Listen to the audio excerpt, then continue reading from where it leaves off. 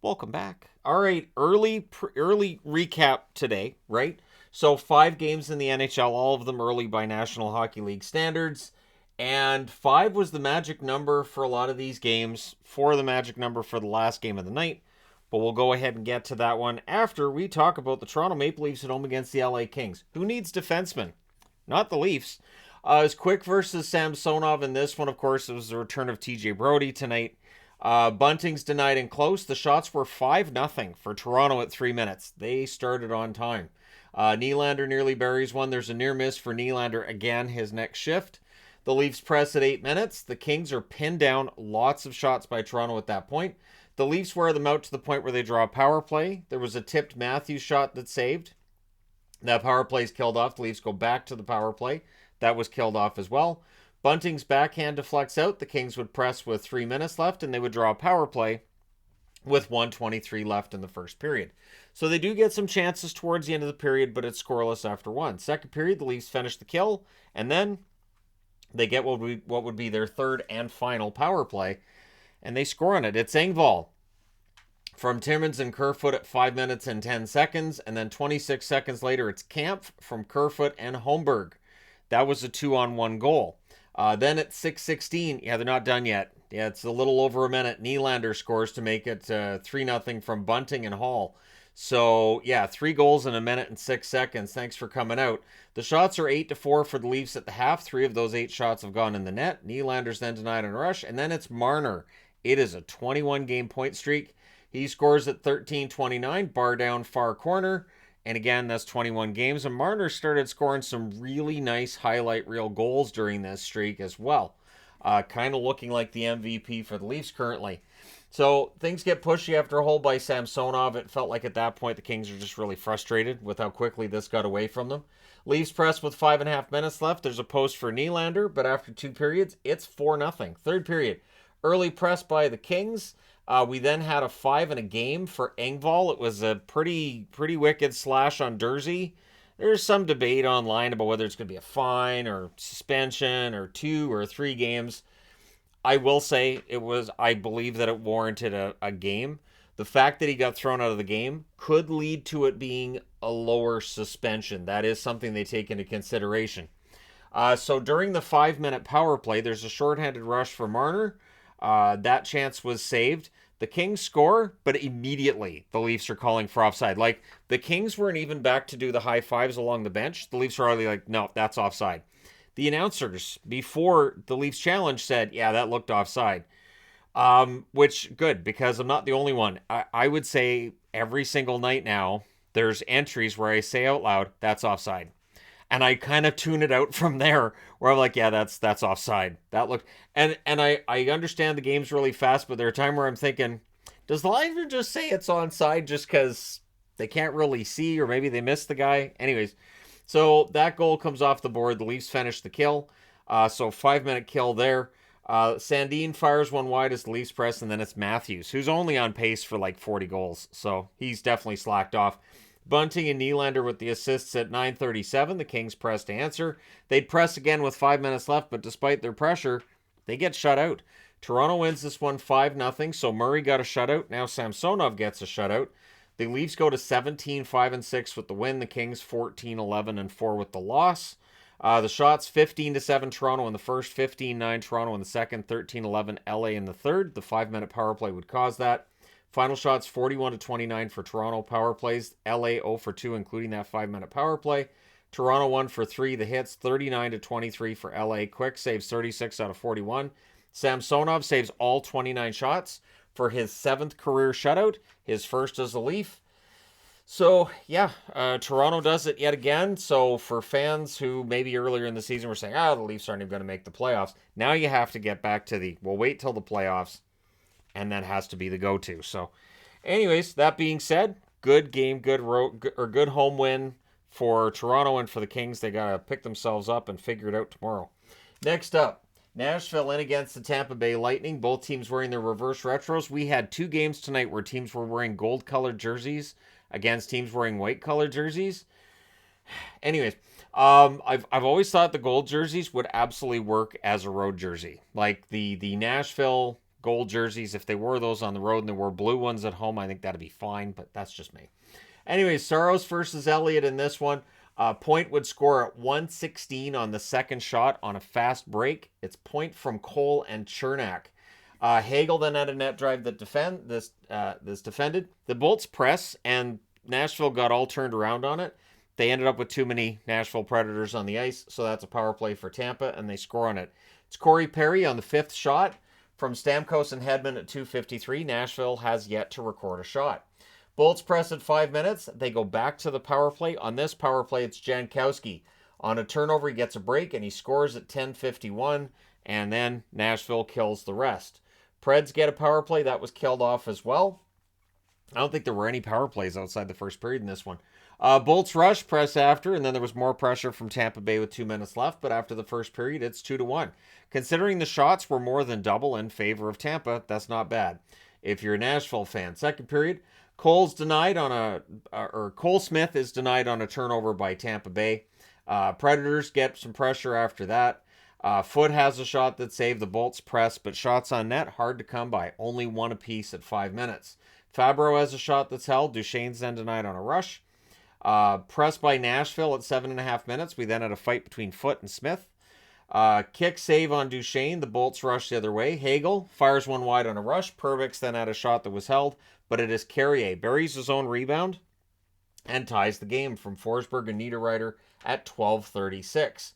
The shots, 11-4 for Nashville with 7 minutes left. Sergachev then had a shot that was held. Jeannot's denied and close. And there's some momentum late for Nashville, but they're not able to get the lead. So we go to the third period. At 2:14, it is Point. Again, early in the period, he gets the goal from Cirelli and Kucherov. Cirelli's been very good since returning. Shots are 3-1, though, for Nashville at 3.5 minutes. So that's the only shot for Tampa Bay early on. Bolts press at 6.5 minutes. Preds causing some turnovers, but then they have an ill-timed line change. And Paul makes them pay. He scores at 7:10 from Stamkos. So Tampa Bay got their players on the ice before Nashville. You got to watch that when the puck's in your zone. Bolts press for another. Things are getting pushy at this point as Nashville's kind of ticked off with the way this game's going. Chernak has a shot kicked aside. Things are getting kind of scrappy. Preds get a power play. That leads to a shorthanded goal by Hagel. So these are the two teams that were left in the league that didn't have a shorthanded goal this season. Both of them get a shorthanded goal tonight. It's Hagel from Sergachev and Elliott at 15:40. So there's Elliott with a shorthanded assist. That's a rarity for a goaltender. He wired it far corner on a net drive, and then on the stoppages after that, things were really punchy. These teams didn't like each other, but there really wasn't anything called out of it. So your final score is 5-2 for Tampa, wearing their fantastic Storm jerseys. They go to 16-9-1 on the season. For the Nashville Predators, they dropped to 12-10-2. The shots 11-4 Tampa in the first, 15-8 Nashville in the second, 17-13 Nashville in the third. Final shots 36-32 for Nashville. Power plays Nashville 0-2, Tampa Bay 1-2. Hits 45-35 for Nashville. Saros saves 27 out of 32. Elliott saves 34 out of 36. And with this win, John Cooper reaches 450 wins. He is the fastest coach in NHL history to reach the mark. And he'll end up at 500 sometime next season. And the sky's the limit really when it comes to John Cooper and how many wins he's going to get in his career. All right, and that happens when you take over a team as talented as Tampa. All right, next up, Detroit in against Florida.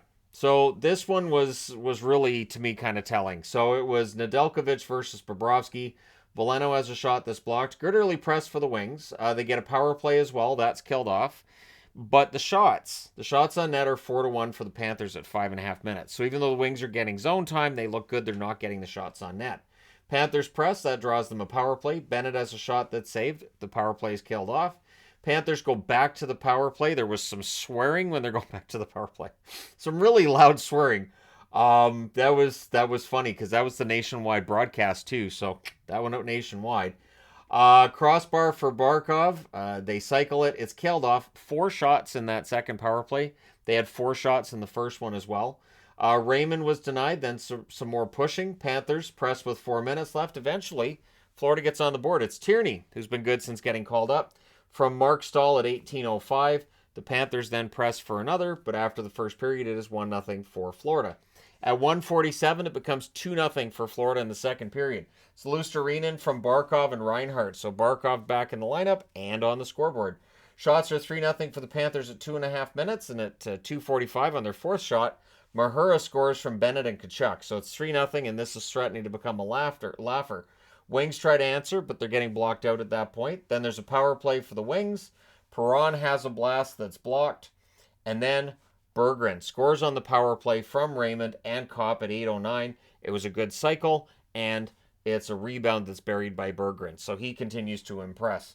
And it was scored just as the power play ended, so I didn't record it as a power play goal, but it's recorded as a power play goal on the official stat sheet. So I guess they adjusted it by a second or just decided, yeah, we'll count that as a power play goal. It's one of those things that is right as it's ending. I've mentioned this before. I think if it's within 3 seconds of a power play ending, count it as a power play goal, unless there's a whistle. If there's a whistle, then no. But if there isn't a whistle, then it counts as a power play goal. So Wings look for another. There was a post for Perron on a turnover by Ekblad. Reinhardt had a rush chance that's defended, and then Kierstead buries one in close from Cousins at 14:52, and then at 15:37, less than a minute later, it is Tkachuk with a gorgeous goal from Verhaeghe. With 1:33 left, Detroit gets a power play. So we go into the third period with some time left on that. It's killed off. Sherratt would end up hitting the post. Shots are 2-0 on net for the Panthers at 2.5 minutes. Wings get a power play. They couldn't get set up. Late, they had a couple of chances. They get 2 shots. It's killed off. Panthers press with 8 minutes left. We had a Hronek versus Cousins fight, and there was a Detroit fan that had his hat, and he was smacking the glass and yelling at him. I don't know. Just seemed kind of overzealous on his part. Unless Hronek's his kid or something, it just felt like it was a little. I've never wanted to get up out of my seat, run down to the glass, and smack the glass and yell and scream at the player. That's never been a thing. So the Panthers get a power play, 3 minutes left. That's killed off. But they didn't really make a huge effort. It was about killing the clock, and they do. Your final score is 5-1 for Florida. They go to 13-10-4 with the win. Detroit drops to 13-8-5 with the loss. Shots 15-5 Florida in the first, 19-10 Florida in the second, 7-5 Florida in the third. Final shots 41-20 for Florida. Power plays Detroit 1 for 4, Florida 0 for 3. Hits 20-13 for Detroit. Nedeljkovic 36 saves on 41 shots. Bobrovsky saves 19 out of 20. So overall for Florida, pretty solid game for Detroit. Frustrating after the win they got over Tampa. They go into Florida and lose this one, but they're not the first team that's happened to. So we'll see how the rest of the week goes for them. All right, next up. The Winnipeg Jets in against the St. Louis Blues. Both of these teams wearing reverse retros, meaning we had a white jersey versus a gold jersey. And again, I'm thinking, if Winnipeg was wearing their blues, this would be a game that actually I've always liked games between two teams wearing dark colored jerseys. And I always use this example for the 75th anniversary season. They had a game between Montreal and Toronto. Montreal wore red jerseys, Toronto wore blue, and I thought it was the best looking game I ever watched. Anyways, Hellebuck versus Grice in this one. Early edge for the Blues. The shots are 3-0 in favor of St. Louis at 4 minutes. Menelainen gets shaken up. He exits. I'm pretty sure he didn't come back in the game either, and it looked like it was a shoulder. So Menelainen, who has been a very, very solid bottom six forward for Winnipeg, hopefully he's not out for very long. But the way he was carrying himself is the way that you do that when you have a shoulder injury. It could be a separation. So the Jets press at 5.5 minutes. The Blues are turning it over at this point as well, so they're not doing themselves any favor. Dillon has a shot that saved the Jets with some momentum. Harkins is denied. Things get pushy after that. Blues get a power play. The Jets don't really let the Blues set up. That's killed off. There's a press by the Jets after the kill, and at 15:49, Winnipeg opens the scoring. It's Dubois from Scheifele and Stanley. Buries the rebound, gets the goal, and Scheifele's on the board with a point. Scheifele's point production's going really well right now. Blues press, Hellebuck holds. Hellebuck was a story in this too. Thomas then had a net feed that was blocked, and after the first period, it's 1-0 in favor of the Jets. Second period, it takes 27 seconds for Kyle Connor to get his 11th. Yeah, remember when he wasn't getting goals? Yeah, that's over. He scores from Asamont and Pionk. The Jets then get a power play, and they score on it. At 4:06, it is Wheeler from Scheifele and Dubois. And at that point, it's time for a timeout. Craig Berube deciding to call a timeout. And at that stage, they start getting some more chances. But Hellebuyck is really a wall, too, at this stage of the game. Leddy has a shot deflect out. The Blues get a power play. That's killed off by the Jets. Connor has a shot that's held as they press. But before the period's out, St. Louis gets on the board. It is Thomas from Tarasenko and Rosen at 18:36. So after the second period, it's 3-1. And we know that in today's NHL, comebacks are a thing, even though tonight, comebacks really weren't a huge feature until we get over here. So third period, the shots were 4-3 for the Blues at 3 minutes. It was a pretty fast start, and then it settled down after that. There's a press by the Blues. They're kept to the outside. They had the momentum, though. Kyrie's then denied in close. No sustained press by the Jets at this stage either. Levo gets denied. Good press by the Blues. And then the puck goes the other way and Dubois scores. He gets the second goal of the game from Morrissey and DeMello at 7:39. Morrissey's almost reached his career high for assists in a season. It's ridiculous. Barbashev nearly gets one, and then Levo does. He scores from O'Reilly and Shen at 10 minutes and 43 seconds. So that tightens the game up, makes it 4-2. Jets press to answer. Falk's denied as the Blues press. There's a goalie pull with 3:15 left. Eventually, Winnipeg hits the empty net. It's Perfetti from Wheeler and Pionk at 18:07. That makes your final score 5-2. So the Winnipeg Jets wearing their very sharp reverse retro, 17-7-1. St. Louis, the frustration continues. They're 12-15 with the loss. The shots in this one, 10 apiece in the first, 9-5 St. Louis in the second, 12-5 St. Louis in the third. They did outshoot Winnipeg 31-20. Power plays, Winnipeg 1-for-1, St. Louis 0-for-2. Hits 22-20 for the Jets. Hellebuyck saves 29 out of 31. Greiss saves 15 out of 19. So while Greiss's numbers coming into this were better than Binnington's, and he'd won 3 in a row in the games he's played, he takes the loss tonight. We'll probably see Binnington in the next game for them. But for St. Louis, there has to be some concern that we're now 27 games into the season, and they're still meandering. They're still below 500. All right, next up and last one for tonight is Ottawa against Dallas. I really thought Ottawa was going to hold this one. I felt, and I know Dallas is very good at the comebacks. I didn't think they were getting it tonight. I thought halfway through the third, I just didn't think they had it. But anyways, just full honesty. So Forsberg versus Ottinger in this one, the shots are 2 apiece at 2.5 minutes. Chabot has a chance that's held. And then at 5:07, it's Heiskanen who opens the scoring from Hintz and Pavelski. That's on a face-off win. Tkachuk had a net drive that's held. And then at 6:55, Heiskanen gets one that's a little leaky. You want to save there if you're the Sens. From Johnston and Lundqvist. So this is the third time in Heiskanen's career he's had a multi-goal game. And the first time he's had one since his rookie season. Shots are 7-5 for the Sens at 9 minutes. Yeah, it just felt like when Dallas got the chances, they went in. Ottawa was the better team. And then it started to show on the scoreboard. First, it's Brassard from Batherson at 13:52.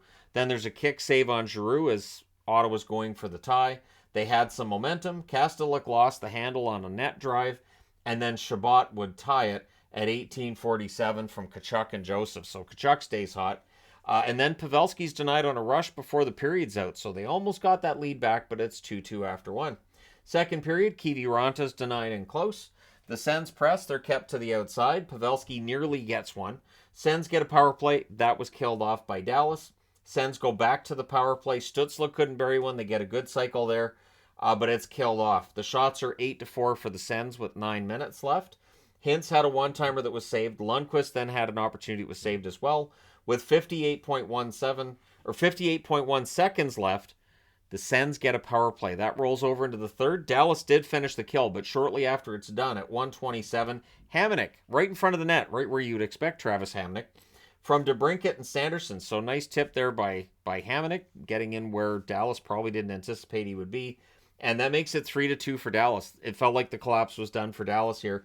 And again, I kind of felt like because Ottawa desperately needs a game right now, that they were probably going to win this. So the Sens almost added another. The Stars are line juggling, and at this point in the game, they look kind of flat. So Gurianov is denied. His next shot was held. Gurianov had a good third period, but if he's your best forward, that's a little bit problematic because his scoring this year has not been fantastic. Dallas has been scoring pretty well. Gurianov is not getting the goals that you would hope. So The power play for the Stars is killed off. They would press afterwards. Heiskanen has a point shot that's saved. Tkachuk goes to the box. That's the second power play in a row for Dallas. There's a shorthanded Mott rush chance that's fired wide. They did kill that off. But then Lundqvist ties the game from Hintz at 14:53, and it was on a face-off win. So nice play by Hintz, and Lundqvist buries it. So that's 3 goals, all from defensemen for the Dallas Stars on the night. So DeBrink gets denied as the Sens try to end this in regulation, but we're going to overtime. The Sens control early. The Ottawa Senators in overtime, a 2-1 record coming into this. Dallas 0-5, reminiscent of a couple years ago, and not in a good way. So Stützle has a shot that's held. Lindell is then denied on a net drive. There was some good back and forth in this, but eventually at 4:31, it's Seguin who ends this from Wyatt Johnston. They had a 2-on-1. I was actually a little surprised they had the energy left for this, but he buries it in the slot. Seguin wins this one. So 4-3 overtime win for Dallas. They go to 15-7-5 with the win. So that keeps them even with the Jets in points. For the Ottawa Senators, they're 10-14-2. I mean, they won't be too angry they get a point in Dallas, but they got to feel like one slipped away too, right? So the shots are 14-7 Ottawa in the first, 13-8 Ottawa in the second, and then in the third, 12-2 for Dallas. Yeah, Dallas just overwhelmed them in the third. Ottawa may be guilty of sitting back a little bit in the third period as well. In the overtime, maybe they were guilty of sitting back there as well. Dallas outshoots them 5-2, including the shot that matters. So, shots in this game are 32-31 for Dallas. Power plays, Ottawa 0-3 and Dallas 0-2. Their power play is 0-9 in their last 2 games. It started to become a little bit of an issue. Hits 24-22 for Ottawa. Forsberg 28 saves on 32 shots. Ottinger 28 saves on 31 shots. So, pretty solid games tonight. Let me know your thoughts in the comment section below as always. Don't forget to hit like and subscribe if you're browsing your way through. You just happened upon this video. Thank you guys so much for watching, for all your support. I will talk to you again soon.